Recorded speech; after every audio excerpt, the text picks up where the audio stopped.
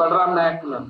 కవిత గారి చరిత్ర మీకు తెలుసు, మరి ఎంతమందికి తెలుస్తుందో నాకు తెలియదు. 35 సంవత్సరాలు ఈ కుటుంబం, కవిత నాన్న వారి కుటుంబం ఈ ప్రాంతాన్ని పరిపాలించింది. ఒక్కటి చెప్పండి, మీరు ఇది చేసినామని చూపెట్టమనండి, నేను ఓటు అడగ రాను మీ దగ్గర. ఈ రోడ్డు తీసుకొచ్చిన ఇంత కేంద్రం నుంచి, లేదని కేంద్రం నుంచి ఒక పథకం తీసుకొచ్చి ఇక్కడ మోడీ గారి నుంచి దీనికి ఇచ్చిన, దీనికి మోడీ గారు ఇవ్వగలిగిందని చెప్పే శక్తి ధైర్యం వాళ్ళకు ఉన్నదా? ఏమీ చేయలేదు. మరి టికెట్ ఎవరికి ఇచ్చిన కేసీఆర్ అంటే నంబర్ 1 తెలంగాణ ద్రోహులు వాళ్ళు. మొదటి ద్రోహులు ఈ తెలంగాణలో ఎవరైనా ఉన్నారంటే అది రెడ్డి నాయక్ కుటుంబమే కదా.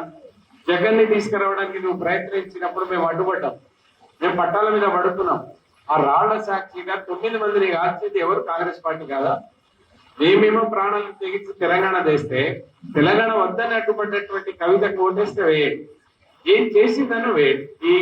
ఈ 5 సంవత్సరాలు ఎమ్మెల్యేగా ఉంది, 5 సంవత్సరాలు ఎంపీగా ఉంది. రేపు వస్తే అడగండి, ఎవరైనా వేరే సభకు పోయాని అడగండి, నువ్వు చేసింది ఏందని. అదే బలరాం నాయక్ కేంద్రంలో కాంగ్రెస్ ఉంది, తెలంగాణలో కాంగ్రెస్ ఉంది, ఆయన మంత్రిగా ఉన్నాడు. మీరు నాకు ఓటు వేయకపోతే తెలంగాణ తీసుకుపోయి ఆంధ్రలో కలుపుతా అంటాడు. అసలు ఎక్కడ ఏం భాష మాట్లాడుతాడో తెలియదు. నిన్న కూడా సభలో మాట్లాడనియలేదు.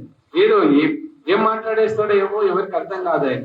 మరి ఇటువంటి వాళ్ళని పెట్టుకొని రేపు వీళ్ళు మోడీ గారిని తట్టుకునేటువంటి పరిస్థితి దేశంలో ఏ పార్టీకి లేదు. వారి పేరంటేనే మనకు కొడుతుంది కనుక రాష్ట్రంలో లేదు, దేశంలో లేదు. బిడ్డ పోయేమో జైల్లో ఉంది, రేపు అన్న తమ్ముడు ఎవడు పోతాడు కోర్టు క్యాబ్లో తెలియదు. నమ్మి ఓటేసి 2 సార్లు గెలిపించారు. వాళ్ళు మనకు ఉండపడి ఉన్నారు, మన వాళ్ళకు ఉండపడి లేదు.